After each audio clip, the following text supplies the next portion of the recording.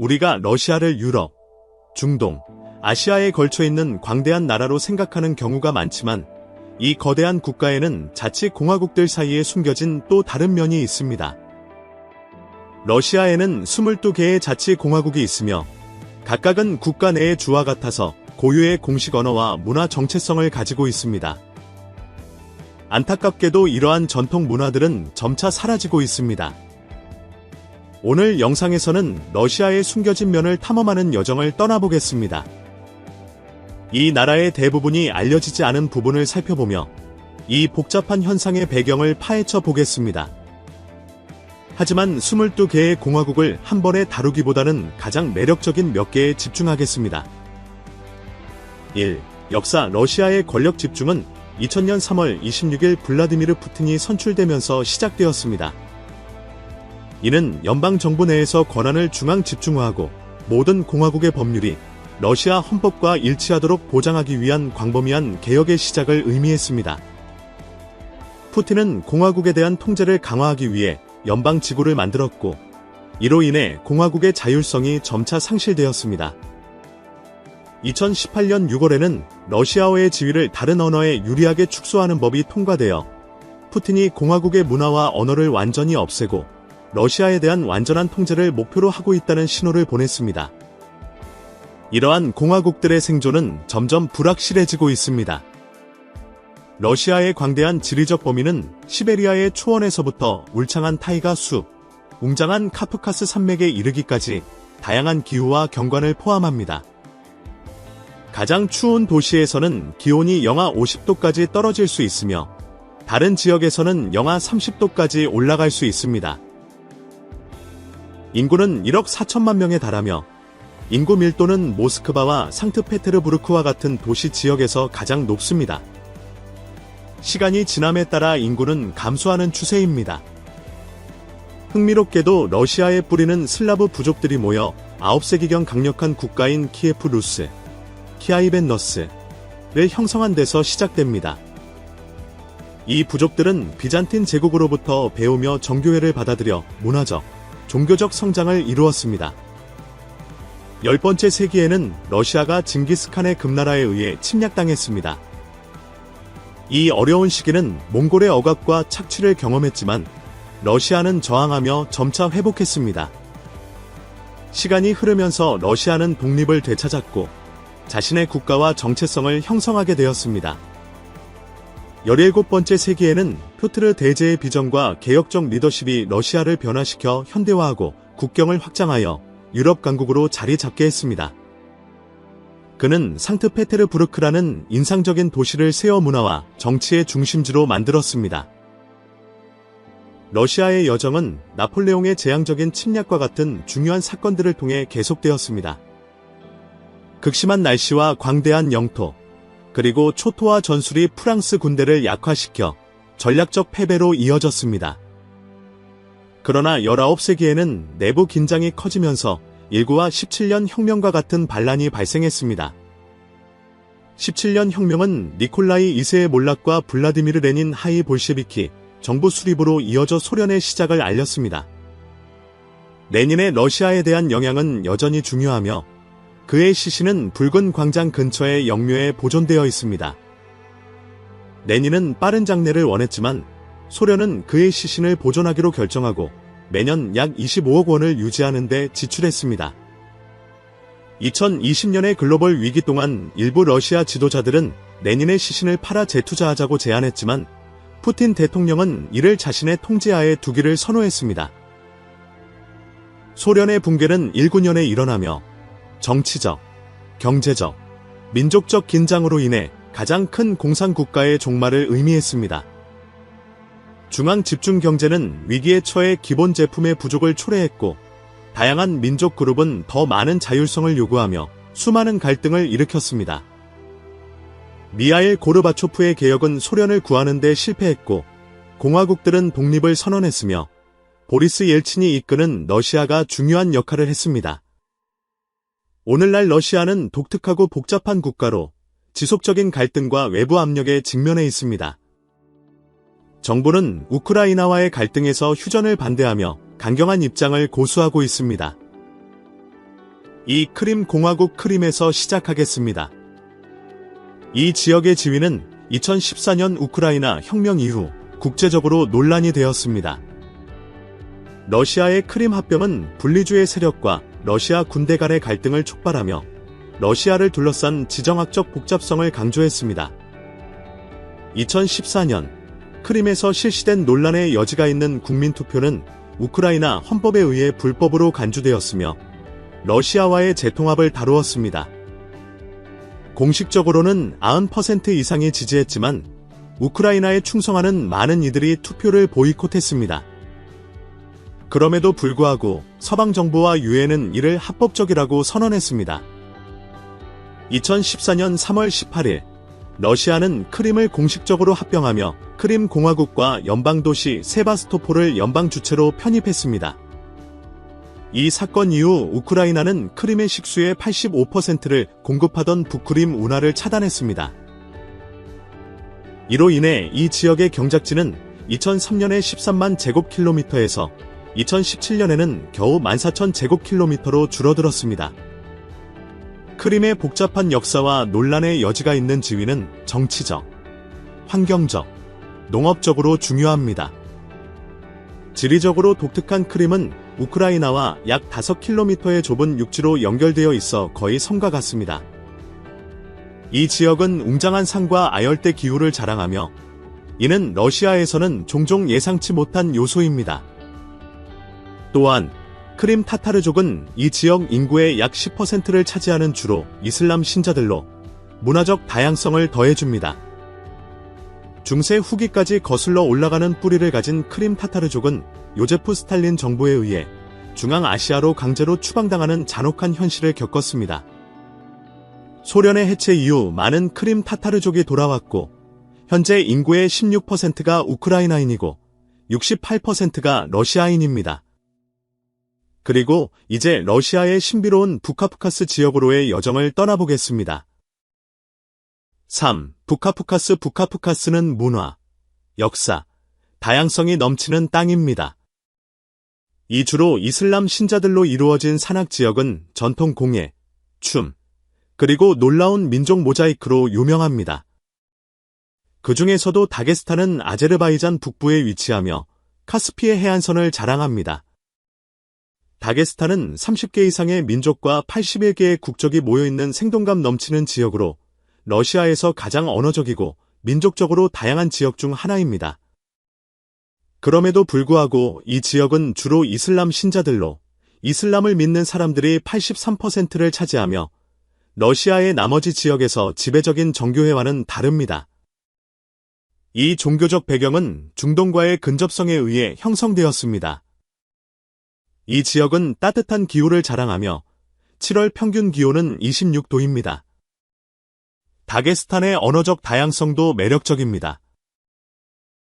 러시아어가 공식 언어인 반면 아바르어, 다르기어, 쿠미거, 네즈기너, 나고와 같은 토착 언어들이 번성하고 있으며 각각은 깊은 문화적 의미를 지니고 있습니다. 이러한 언어적 풍요는 이 지역의 역사적 상호작용과 이주를 반영합니다.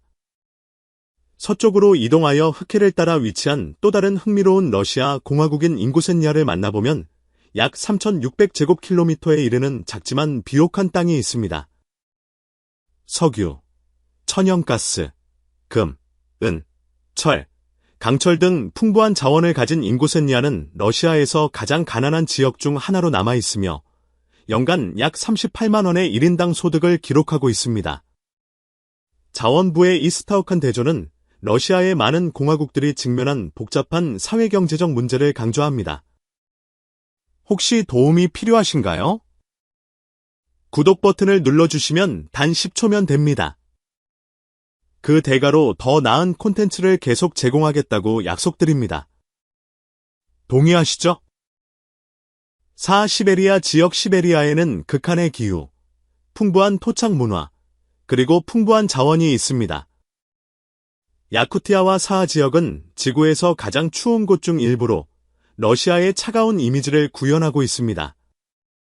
만약 야쿠티아가 독립국가였다면 아르헨티나와 인도 사이의 8번째로 큰 나라가 되었을 것입니다. 다양한 인구 구성에는 절반이 야쿠트족이고 거의 40%가 러시아인, 그리고 많은 소수 민족이 포함됩니다. 야쿠티아는 언어적으로 다양하며 러시아어와 야쿠트어가 공식 언어입니다. 야쿠트족은 러시아 내에서 동아시아인과 비슷한 외모를 가지고 있으며 화려한 의상, 독특한 요리, 그리고 여름 축제에서 팬케이크, 말고기, 생선, 그리고 발효된 말, 우유 음료인 펜네를 즐기는 것으로 유명합니다. 야쿠티아의 수도인 야쿠츠크는 세계에서 가장 추운 도시로 평균 기온이 영하 8도이며 20일월에는 영하 38도까지 떨어집니다. 영구 동토 위에 세워진 야쿠츠크는 다이아몬드 광산으로 유명합니다.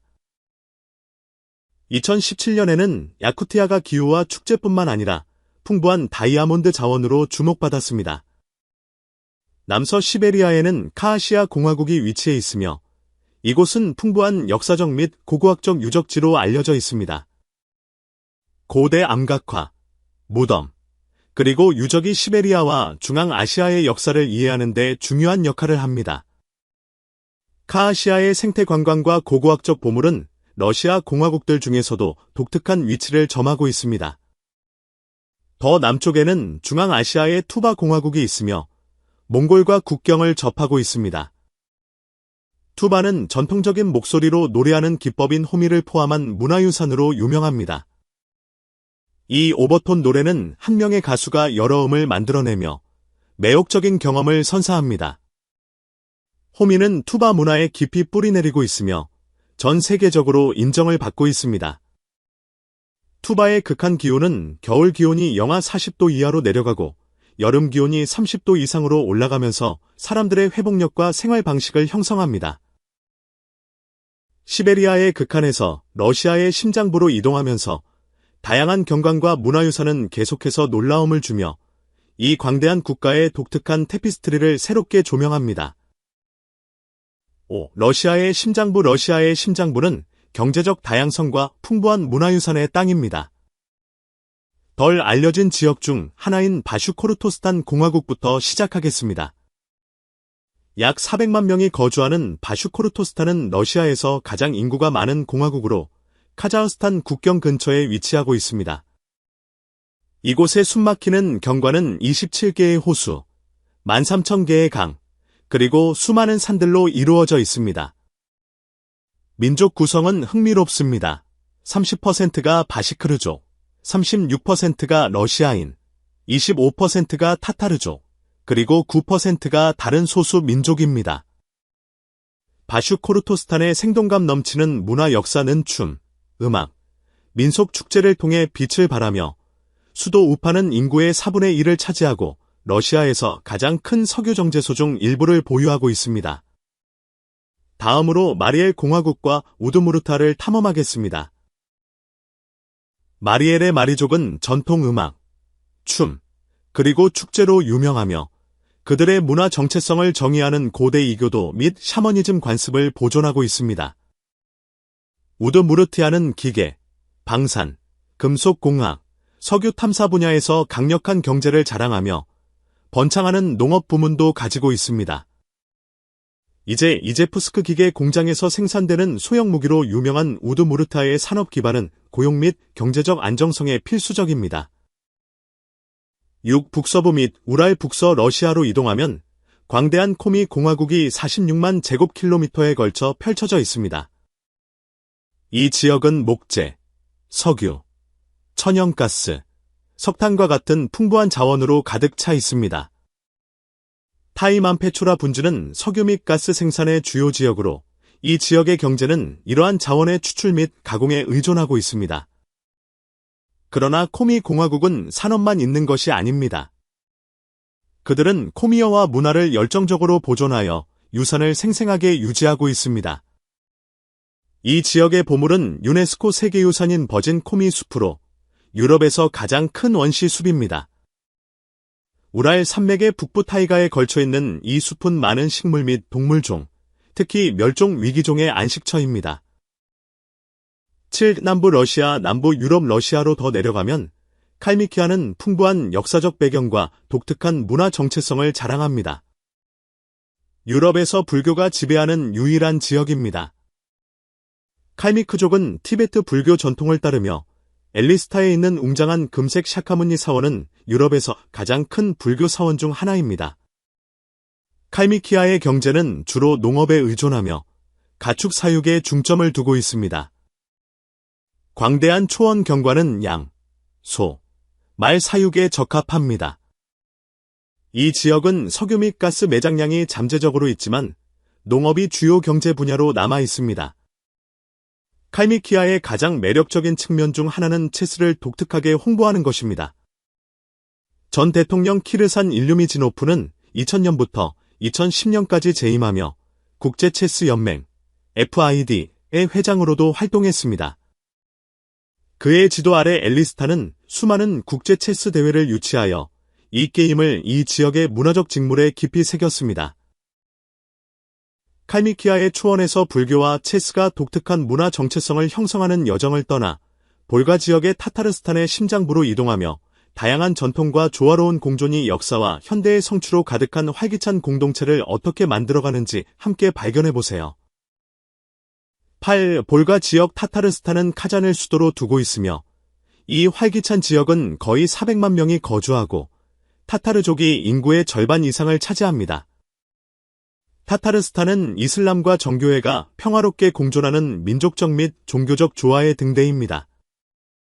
문화적 및 역사적 유산이 풍부한 타타르스탄은 유네스코 세계유산인 카잔 크렘린을 자랑하며 아름다운 콜 샤리프 모스크와 성모 대성당이 있습니다. 고대 볼가르에서는 중세 볼가 불가리아 문명이 드러나며 이 지역의 역사적 깊이를 더합니다. 타타르스탄의 요리는 그 문화적 다양성을 반영하며 달콤한 케이크인 차크차크, 고기 속을 채운 삼각형 페이스트리인 에어포치막, 그리고 필라프와 같은 맛있는 요리가 특징입니다. 이러한 맛들은 이 지역의 풍부한 요리 유산을 구현합니다. 타타르스탄의 거버넌스는 러시아 내에서 자율성을 강조합니다. 이 지역은 고유의 헌법과 대통령을 가지고 있어 독특한 정치적 지위를 강조하면서도 러시아의 중요한 일부분으로 남아 있습니다. 경제적으로 타타르스탄은 국가에서 가장 높은 1인당 GDP 중 하나를 자랑하며 연방 내에서 중요한 역할을 하고 있습니다. 러시아 내의 각 공화국은 고유한 문화적, 언어적, 역사적 특성을 가지고 있으며 이 국가의 복잡한 문화적 및 민족적 풍경을 풍부하게 합니다. 이러한 공화국들은 그들의 유산을 보존하면서도 러시아의 다양한 테피스트리에 기여하고 있습니다. 오늘 영상이 마음에 드셨다면 좋아요를 눌러주시고 글로브 고 채널을 구독하는 것도 잊지 마세요. 여러분의 응원이 저희에게 큰 의미가 있습니다. 지금 화면에 나타나는 영상을 클릭해보세요. 분명히 이 콘텐츠를 좋아하실 거예요. 다음에 저희 채널에서 다루었으면 하는 나라를 댓글로 남겨주세요. 시청해주셔서 정말 감사합니다. 다음 영상에서 뵙겠습니다.